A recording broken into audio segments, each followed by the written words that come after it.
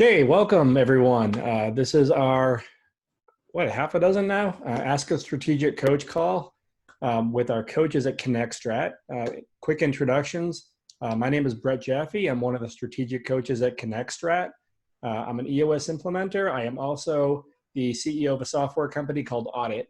All of us have kind of broad-based experience. I've run an MSP for over 20 years, and I want to kick this off. Kind of excited today because we have one of our own coaches doing the presentation. But before we get to him, let's introduce one of our other coaches on the call, Fred. Hello, my name is Fred Genshin. I'm a strategic coach with ConnectStrat. I'm also a professional EOS implementer and a certified life plan facilitator. And I enjoyed a 27-year career in the IT industry and now focused full-time on consulting and helping entrepreneurs, technology entrepreneurs, to be their best. Awesome. Jason, why don't you go ahead? Well, all right. So my name is Jason Knight. I'll go through my background here in a second, but also strategic coach with ConnectStrat, and I'll be your presenter today for the $50,000 hour. And Brett, if you're okay, I'll just go on into the presentation. Yeah, and just before we jump in, to give everyone an idea of what we do as a company. So ConnectStrat was founded by a lot of industry veterans that have been in the IT space. A lot of us have been either MSPs or service providers or worked in the vendor side. And our goal is to take coaching kind of to the next level. So we work with IT clients, both on the MSP side and on the vendor side. And we have a pretty wide range of services. So we bring companies from the operational excellence standpoint through strategy, all the way to legacy, life coaching, and planning. So if you have any questions afterwards, I'm sure Jason will have our website up there. It's connectstrat.com. If you have any questions you'd like to work with us or find out a little bit more about what we do, please reach out. That's all I have for now. We do have a couple coaches that also aren't on the call today. But we're very excited for this. This is a tool that we use across the board. I'm going to give Jason full credit for kind of really pulling this tool together. This came from him. So he's the best person in our group to really present this.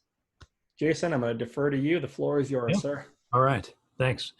Well, I'm not going to claim total credit. So the $50,000 hour is mine, that kind of catchy term, because of the fact that going through this exercise with my clients, I've found consistently that we find large amounts of cash, frankly.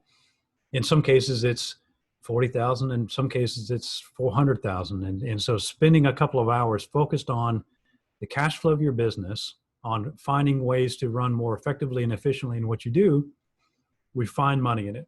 So we're going to talk about a tool within EOS that's called the 8 cash flow drivers. It's something that we use often as EOS implementers to walk through our clients through the exercise of brainstorming on areas that they can identify either ways to generate new cash or to save cash. The exercise of 8 cash flow drivers is very effective in itself, but what I've found is by putting a few directive areas within each of those cash flow drivers gives them more clarity on where to look. And so today's going to be 8 specific areas that you can look in your business to find that money. So a little background on me. So I've been an entrepreneur for almost 30 years. I've worked in various industries, but primarily technology and IT. And so starting companies, growing them, acquiring companies along the way. I grew organically as well as inorganically through acquisitions, and grew our company from 0 to 50 million in revenue between 2005, sold it in 2014 into a roll-up, and then we grew that roll-up to about 98 million in revenue, and I retired out of that. And during that process, I found that the challenge, as you can imagine, of piecing together all these brilliant entrepreneurs is kind of like herding cats. Everybody has their own idea how they want to run things and do things, and running in every direction. And so what we found was we needed consistency in the vision and culture in a way to get everybody pointed in the same direction. So we went on a journey to find that methodology and ran it across EOS, and actually partnered with Mark Winters out of Dallas, who is the author of Rocket Fuel, to be our EOS implementer. And so having it successfully implemented in our own company after selling and retiring out of that, I've now continued to do that for other organizations, primarily in the technology space. And it's been a lot of fun to see other companies see the success of EOS in their own organization and the growth that comes from that. It is a lot of fun. So I'm going to start with something really simple. So while, as I mentioned, I've been in IT for 30 years. I've run companies of various, different sizes, but I want to start with something very basic. And so we're going to talk about some principles today that are simple, like eye-rollingly simple. And so I don't want you to discount them just because they're so familiar to you. So the example I give, years ago, back when I was 42, I started doing CrossFit. And in CrossFit, if you're familiar with it, you spend a lot of time on the floor staring at other people's shoes. And I had an issue, and that my shoes are always coming untied. I always have, right? But I noticed other people with the same shoes I had never had that problem. And it was really an issue in CrossFit because you're up and down and all around, and it's timed, and it really got frustrating. So believe it or not, I went back and I Googled how to tie your shoes, something I've done my entire life. I thought I knew how to do it, if we all do. But what I discovered was in tying my shoe, the way I learned it, if I loop it one direction, it makes a weak knot. If I simply loop the other direction, it creates a strong knot.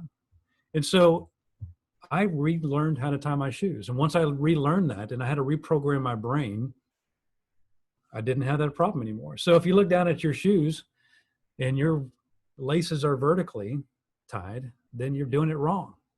If they're horizontal, then there's a good chance that you're doing it right. So it's just an example of something that we're super familiar with. We do every day of our lives. It doesn't mean there's not opportunity for improvement. So a lot of what we're going to talk about today is something as simple as that, right? So re-looking at what you do through a new lens and seeing if there's ways that we can improve what you already do. So what is today? Today is about cash flow. It's a little bit about accounting, but I don't want you to misconstrue this. This is not really about accounting. It's not about the mechanics and academics of accounting. It's about cash flow.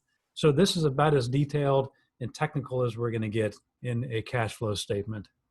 So top line, just for consistency of terms, revenue, right? What do you sell? You sell X number of widgets, you sell X dollars, that's your revenue. Less your cost of goods sold, the variable costs that go into selling that product.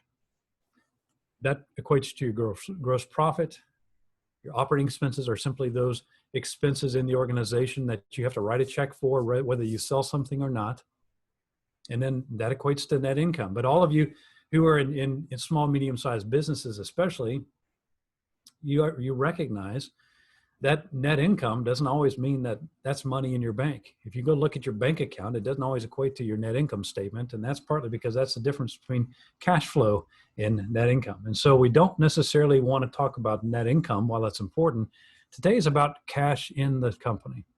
So by the way, I work with my clients also to identify a productivity number. So we look at gross profit over total operating expenses to come up with a productivity ratio for you.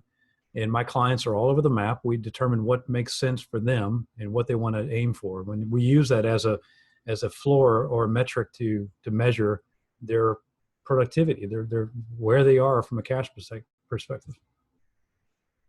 So even more simplistic terms, imagine your cash flow or your cash balance as water in a tub, right? So today we're going to talk about how to open up the spigot so the water flows faster, and how to restrict the drain so water flows out slower, right? So you can really raise the water level in that tub one of two ways. You can increase the flow or you can decrease the outflow, right? If you do both, you increase the flow and you decrease the outflow, boy, then really the water comes up. And this is one case where we want the tub to overflow as much as possible. That's when dividends and distributions and all kinds of fun comes from raising that water level. All right, so we're going to talk about 8 specific areas that you can focus on generating or saving cash in your business. So the first most obvious is, of course, I can go sell more. And that's what most people think of, right? So, hey, we're in a tight jam, let's go sell more product. And that isn't untrue, right? So you definitely want to be selling more, but it's not the only answer. So in this case, so what is the opportunity here, right? So we can sell more. You're probably missing opportunities within your existing clients. So we can sell more of our current products into existing clients, or we could potentially go sell existing products into new clients, right? So those are really two opportunities for you. The danger zone, as you look at my little graph in the bottom right, is that if you're looking for new products to new clients, not that that's not legitimate, but that is a cash flow danger zone. that is going to be an investment that you'll make for future cash. But if you're looking to make cash right now, that's probably going to be high risk and not an area you want to immediately look to. So looking at your current market share, right? I often work with my clients to come up with a way of measuring the customer share. So the total spend of IT with those clients are spending in IT services. How much of that are they spending with you? How much of what you offer are they buying? In other ways to look at that. So making sure that you are as wide as you can be in those accounts. And frankly, it's always easier to sell more into existing clients than it is to go acquire new clients. That's true of really almost any business. So relooking at your position within your clients and putting an intentional program together to go out and expand your position within those clients, and obviously going out and getting more. So measuring things like sales calls and close ratios, all those good things that we normally measure. So those are pretty obvious. So the next thing we can do is look at raising prices or avoiding discounts. And by the way, those really are the same thing, believe it or not. So if you're consistently adding discounts, right, by eliminating discounts, you're raising your prices.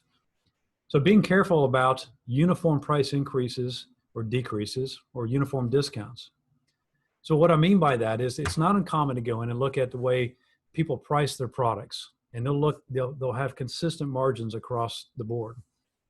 And frankly, that's leaving money on the table, and it may be exposing you in other areas.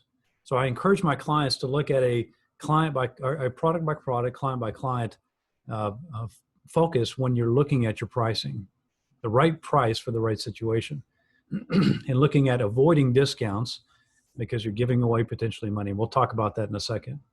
So client by client, looking at, are you willing to lose within that account? And if you are, go for larger price increases. If you're adamant that you want to keep all of your clients, then you can increase value per dollar and increase prices at the same time. So make sure that you recognize the situation you're in. So it's not uncommon for clients of mine to say, well, we'd love to sell more, but we just don't have any more capacity. We've got all the clients we can handle. We're not scaled right now to handle any more clients. Well, that's an opportunity to consider growing your business, right, and adding to it. But it's also an opportunity to look at and say, okay, do we now raise prices, right? So if we're at 100% capacity or near it, we can charge more. And yes, maybe we won't win as many deals, but maybe the deals we're winning are at higher margins and maybe making the same money. And we'll talk about that in a second as well. So push price if you're out of capacity. Push price if you have a true differentiator. It's not uncommon also to see clients who have a real niche, right, where they've carved out a unique offering, and they in their mind are mentally competing with folks who are really not in their same niche, right? They don't have the same offering that others do. You know, at ConnectStrat, we feel like we have a unique offering that's even different than other EOS implementers, right? And certainly different than other business coaches and other strategic coaches that are out there. And so our model shouldn't be the same as others, right? We need to price what makes sense for our clients and for our own products. And so in the same way, you all need to do the same. Reducing discounts equates to price increases, and certainly pushing harder when times are good. Now, you may be thinking right now, we're in the middle of all this COVID craziness and it's 2020. It may not be the greatest time for you to raise your prices. But certainly there are markets, even right now, when it is the right time, we definitely are seeing that certain areas of the market are still very hot and there's still a lot of pressure. So don't take general news as your own reality. You need to look at your own market. So scorecard measures percentage of sales at discount. Know how many of your sales are discounted. That's a really interesting metric. Once you start looking at that, and in the IT industry, we all understand how the vendors work, and it always is amazing to me when you see a product that's consistently discounted at 40, 50, 60% off a list. Well, that just tells you that the list is really meaningless, right? And we've created, unfortunately, a culture of expecting enormous discounts, right? And so we want to make sure that we don't continue that culture within your services and offerings. We look at that realistically. So making sure that you're careful about what you're discounting and how many of your deals you're discounting. And looking at gross profit per order per hour, find a metric that works for you, but make sure you're measuring effectively what you're doing on a more granular basis versus just overall. If you're just looking at company-wide GP, I promise you what you'll find as you start to dig into the details, you might find that certain clients, which are working really hard to keep them happy, you may not actually be making money on them. And you might have others that are quiet in the background and don't really take much of your time that you're making a ton on, right? So analyzing those clients and understanding what your gross profit is per client, per product, per vertical, whatever you want to measure. Something related to this, I told you we get to this. So price discounts and increases, it's an interesting exercise. So sales folks, as soon as you tell me you want to raise prices, what do they say? Well, we're going to lose business. But they're really quick to want discounts. And here's a tool that you can use to rebut that. So number one, if you increased your prices by 10%, if you're at a 40% gross profit, you can increase your prices by 10% and lose up to 20% of your business and still be at that same gross profit dollar amount. Now, on the inverse, if your salesperson wants to come to you and they want to discount your product by 10%, you need to let them know in order to maintain our gross profit dollar amount, you need to now increase your sales by 33%. So no problem, I'll give you the discount, but I'm going to up your quota by a third. You okay with that? Probably not. So being careful with what you're discounting and understanding the impact that comes from that. So the third driver, reducing direct costs. So now we're really kind of getting into areas that you can save money potentially in through negotiating in other areas on the back end. So this isn't even customer facing. This is about being more cost effective with what we deliver. So direct cost. So can you find less expensive raw materials? Are there other ways that you can lower your cost without sacrificing the quality?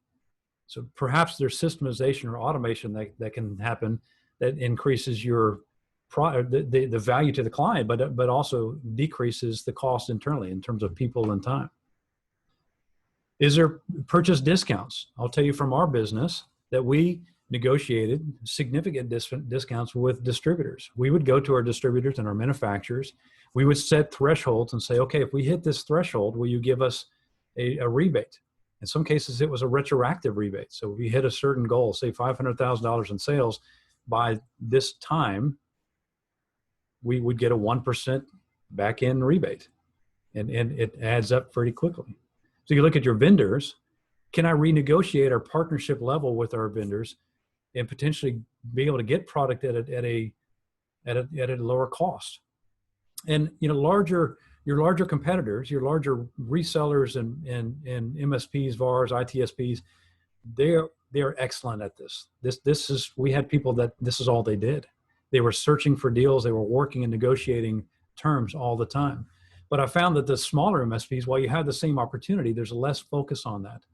So I highly encourage you to work with your distributors, look at your terms, find ways that you can acquire that product for less price before selling it. So we're going to talk about other ways such as reducing mistakes and rework and towards the end, but there's always ways that you can reduce the direct cost of delivering the product to your client. By the way, this includes renegotiating your cloud services and the contracts that you've got. There's plenty of ways to reassess that. And by the way, as you all know, every year prices change and opportunities come up, new programs happen. So don't get settled in the way you do it. If it's been more than a year since you've relooked at all your contracts and your terms, it's too long. You should at least be doing this annually. So looking at speed of turns, looking at product quality, scrap rates, all those kind of things. In our world, scrap rates might be overspend or waste on certain licensing. It could be certain products. It could be hours and time. But taking a close look and a lens on the cost of delivering a product, there's always areas to find opportunity there. So number 4, inventory management. So in IT, we don't often hold a lot of inventory. You probably have some that are just in time inventory, but some folks do.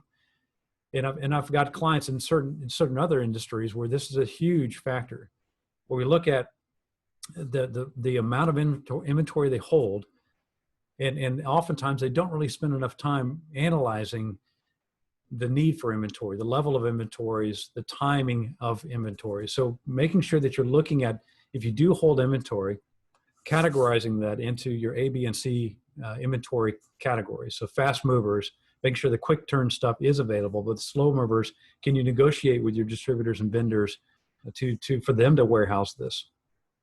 That's something we often would do too. Ingram Micro actually was one of our strongest partners, believe it or not. Even though they're a distributor, they don't make anything, but we were more profitable because of Ingram Micro than really any other individual partner that we worked with. And I'm sure the same opportunity is out there for Tech Data and Avnet, all the others that are out there. But negotiating opportunities where they would, for instance, they would warehouse big projects for us, and it would defer payment on those until the product shipped. And so we could take orders, we could get it equipped and staged and then shipped out and get billed on the back end. Looking at dead and obsolete inventory, making sure you're not housing anything that's going to age very quickly. In IT, that's pretty much everything. So anything you can do to not house inventory is going to be important.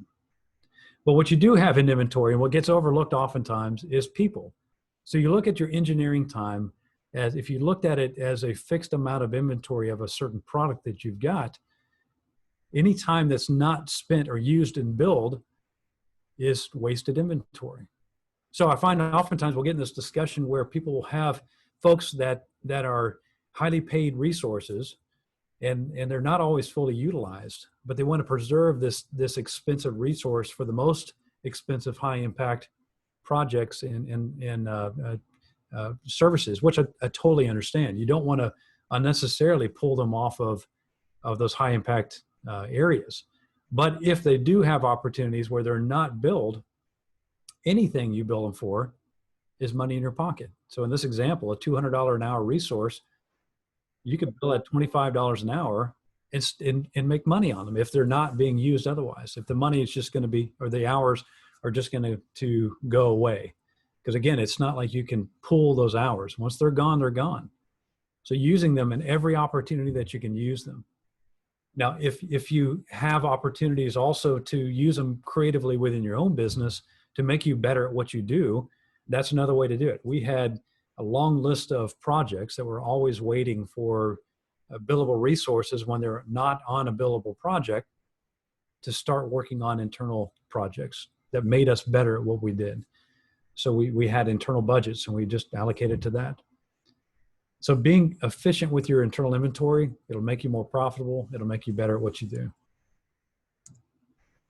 And by the way, measuring gross profit per staff member, per hour, unbilled time, idle time, these are all scorecard measurables that I highly encourage you to track. And by the way, when I say scorecard, that's an EOS term. It just is simply the 5 to 15 key metrics that run your business.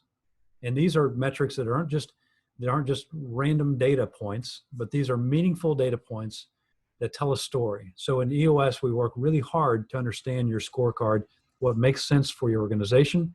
We understand the correlation of numbers from one to the other. When one number moves, why did it move? And what's the impact on the other numbers? We understand what the baseline and goals are for that. The story behind the number has to be understood. And that's what I'm talking about scorecards here. These are the kind of things that we encourage people to track. All right, so the fifth driver, accounts receivable. You have too much cash locked up in AR. This is an obvious one. I'm sure you're already tracking it. If you've got a controller or a CFO, I'm sure that they're always talking about this. But what's our aging of our accounts receivable? And I'm always surprised at how often this comes up in meetings and they talk about and complain about it over and over and over again, but they rarely do anything to actually change that. And so we want to look at AR aging specifically as an initiative to reduce that aging and find ways to get paid quicker and make sure that you're better at tracking this. Now, the net effect of this, of course, is going to be money in your pocket. So we did everything in our power to find opportunities to extend our terms with our distributors and vendors and partners, but shrink the terms with our clients. So we always would get paid before we had to pay that bill. And so that had a huge positive cash flow impact on our business when we negotiated net 60 or net 75 or even net 90 with some of our distributors and vendors, and our clients were on net 30. That's just fund your business. Think that as free lending. It's a line of credit in a way that you can work from without having to do anything. So just simply negotiating better terms. So make sure you identify your worst offenders also. So in our company we had a what we called the dirty dozen. So it was the bottom 12 offenders. Every quarter we'd look at those who are the slowest pay, the slowest or the lowest margin deals, the highest paying clients, and we just wanted to fix that. So we went through an exercise of always trying to resolve those clients. And I say clients because they don't pay you; they're not really clients, right? you're a charitable organization to them if they're not paying you. But if they are slow paying and are causing you to invest a lot of money in the receipt of those outstanding receivables, then you really need to look at the impact on your business and the true cost of that. And you may find that you're not actually making money on those accounts when you start looking at the big picture. So I encourage you to know per client the situation, right? And make sure that you create an action plan to address that in a timely manner. So this is an area that this can make or break companies. I know companies that on paper are highly profitable and they struggle month to month to pay their bills. And this is why. So the sixth, so reducing liabilities.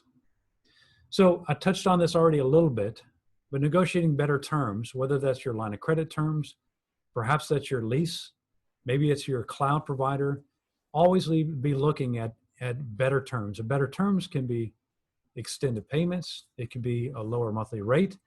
It could be shorter terms for your commitment. There's so many things. In fact, and many times we would get into negotiations and they were just adamant that there's a certain number, a certain term that they would insist on. So we would go the other way. If we couldn't make headway on that, we would start going the other direction and asking for more value to be added to the contract. So we would get more for what we were already paying. So negotiating, getting those terms. So it may not be reducing your liability, but maybe it offsets another liability by tacking it on to this one. And so there are opportunities to find money that way. And so we're reducing your liabilities, negotiating better discounts.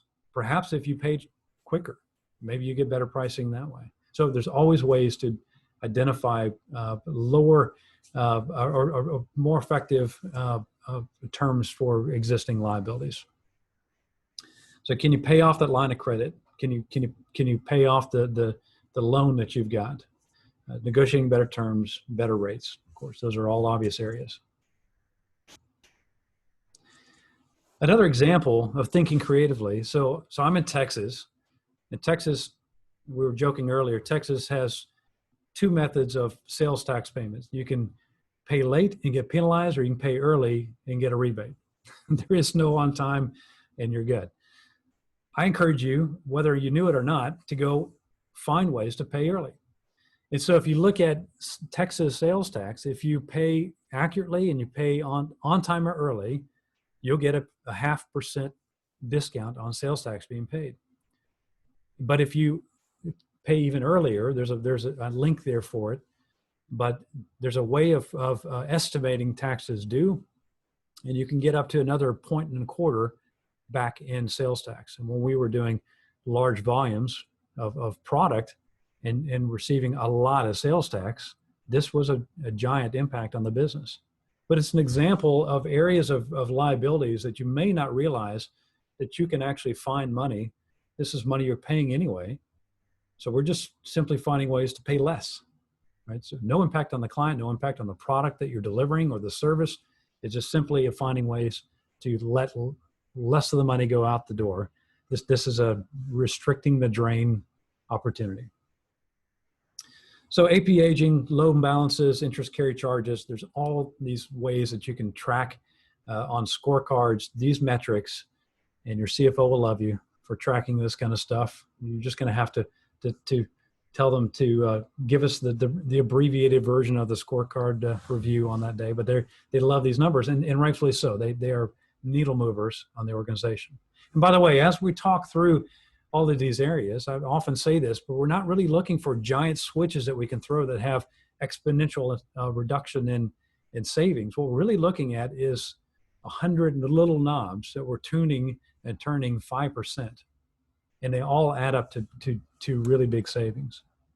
So the reason we call this the $50,000 hour is we start finding little areas where you're shaving expenses, or you're finding ways to not spend money, or finding ways to increase the GP on the deal. And you start adding all those up, they add up very quickly, and I'll give you some examples in a minute. So reducing fixed OpEx. So this is an area, especially in EOS, that we spend a lot of time. People and process is a huge part of running an effective, efficient business. And so when we understand who the right people in the right seats are, you're going to put money back in your pocket in two ways. You're going to be more efficient and effective at what you do, and potentially you're going to have fewer unproductive resources, and potentially fewer resources in general. So making sure you're really clear on what your core processes are, that you're running effectively and efficiently, that we're measuring those processes, that we got the right people in the right seat, and you have a clear accountability chart. And what I find, by the way, oftentimes if somebody is swamped and they're overworked, one of three things can be true, right? They can genuinely be overworked, and we just need to hire somebody else. They can be a low capacity worker. They just don't have the capacity to take on the load that we need them to. Or somebody else in the organization below them is not right person, right seat. And this person is taking on the burden of that other staff member. And so what we want to do is root those out. And the accountability chart is great at doing that and identifying areas of inefficiency within your staff, and making sure that you've got the right people doing the right job at the best of their ability. So we look at also areas of expense creep.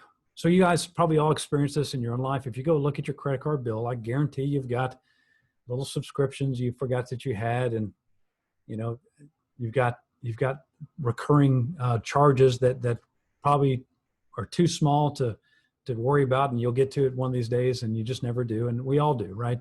In a business, of course, it's that on steroids. They tend to be bigger charges, more recurring expenses, and bigger businesses. You start really seeing subscriptions and identifying areas where spending of different staff members and expense reports that come in gets out of control. So constantly be looking at auditing your expense lines and being diligent about reducing those. Sounds obvious, but again, it goes back to just being intentional about what we do. Making sure that you implement a clear spending policy. A lot of organizations don't have that. So we'll get what we need when we need it, just in time, but that also equates to inefficiencies. So it's not uncommon to have last minute purchases and expenses thrown into a deal. So I encourage my clients to have a project budget, by the way. So before you even start the engagement, you know what the project budget is. What are we buying? How much time are we spending? And do we have a buffer for unknown expenses? But tracking that, and when you're done with the project, you're always looking back and seeing, were we profitable to the degree we thought we're going to be on this project? So project budgets are huge in identifying excess spend and unnecessary spend. And then driver number 8. This is where we're talking about reducing waste and mistakes and rework. So we're EOS implementers, huge fans of EOS, EOS being the business operating system that runs your organization. But there are methodologies beyond EOS for finding areas of waste and inefficiencies.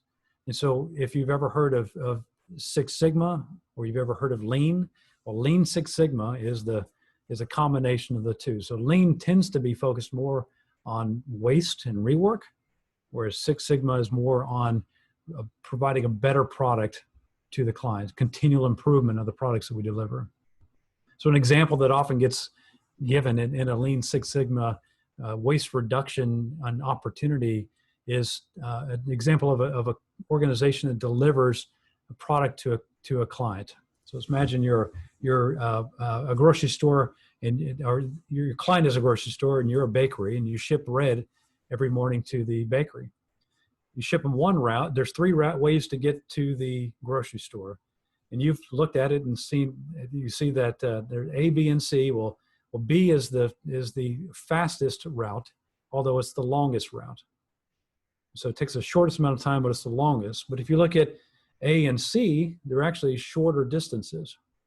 In doing a Lean Six Sigma analysis of this, you really could dig into it. And in this example, they look and they find out, well, the reason that A and C take longer is because there's school stops along the way. They got to go through school zones. So by changing the delivery time to go before the school zone is in effect, the shorter routes actually become the faster routes. So now they can route the truck on route A, which is a shorter distance, just by leaving an hour earlier. It saves them money and gas. They get the product to their client faster. They're happier. The drivers are happier because they're spending less time on the road. And all they've done was re-look at and analyze the routes that they had to take.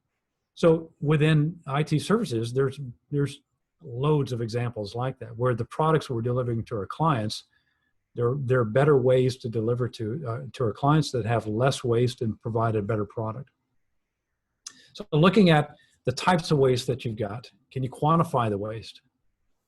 Creating a plan, obviously, to reduce the waste, and monitoring and improving. So you've got this feedback loop constantly. We often talk about feedback loops and the importance of getting issues on the table and talking with your staff, not hiding and suppressing these issues, but getting them on the table, talk about opportunities for improvement, and build plans to do that.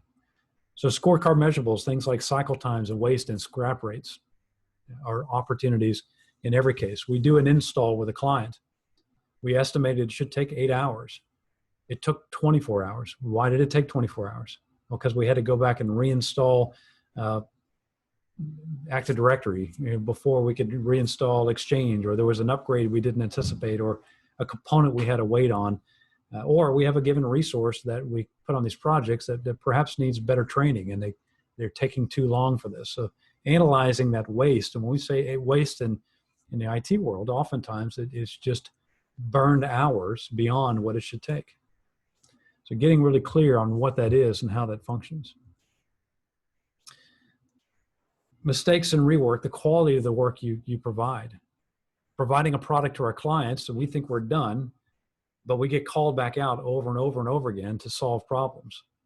Well, oftentimes that project gets closed out and we consider that project to be profitable, but we look over the next 6 months and that project is eating our lunch, right? Because of the quality of the work that was done, and having to go back and reservice that client over and over again for that install, right? So that's a good example where we have mistakes and rework or waste in the future that should be allocated to that project. And we need to be really great at analyzing the root cause of that and understanding why we have waste and where we can adjust that so we don't continue to repeat that issue. And that a lot of that comes back to controlling the process, in eliminating variations, especially in the MSP world. We should be super systemized in what we do. We should, when we do an install, we do a certain service project, it should be done exactly the same way every time we can. In fact, if you look at a lot of our clients, in some cases where they've got inconsistencies in the way they deliver it, a lot of times the excuse is, well, the client is different or the client wants something different. And when you really start digging into that, if you offered the client that consistent, systematic approach up front, that's what they would have wanted. They don't know what to ask for sometimes. And so getting ahead of it and driving the standard from the beginning often gives you the opportunity to live by that standard and sell that standard, which makes you more profitable. So again, cycle times, waste, scrap rate. Those are great scorecard measurables that will help you reduce your cost of goods sold, and in many cases, reduce your OpEx. So these are just a few of the areas. So I've gone through 8, right? Anything from increasing the flow through the spigot, right? And that's selling more, that's improving our gross profit, to reducing your OpEx and cost of goods sold, your rework, looking at your accounts receivable, all the things that are potentially the outflow of the drain, so constricting that drain and raising the water level within the tub. So that's the goal we're after. So if you look at clients of mine, and when we've gone through this exercise, it usually takes about between 2 and 4 hours.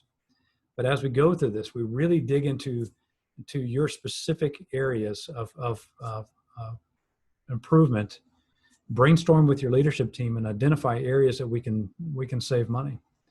And it doesn't matter what industry you're in, there's opportunities for this. So I highly encourage you to reach out to a ConnectStrat coach and really look at doing an exercise like this where we can capture cash in your business, preserve that as much as possible, build a plan for additional sales growth, and for more money in your pocket. So that's the 8 cash flow drivers. So just in conclusion, it's real. It absolutely has an impact every time. I've yet to walk out of one of these sessions with someone who says, nope, we had it all figured out. There's nowhere that we can save money.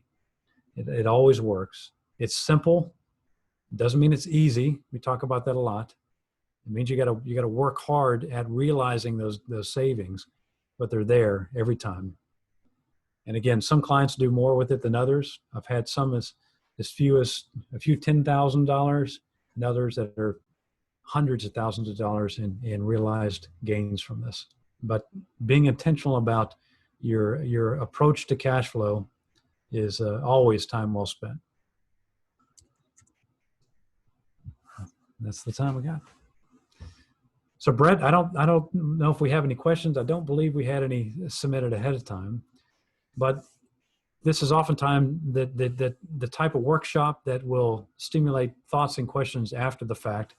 So I'll leave you with this. If you have questions, if you'd like to talk to one of these strategic coaches about one of these types of sessions, or even just pick our brain on any one of these areas of cash flow improvement, we would be more than happy to get on a call with you or a Zoom call, talk through that and see if it makes sense for you to dig deeper, or even just answer questions that you might have.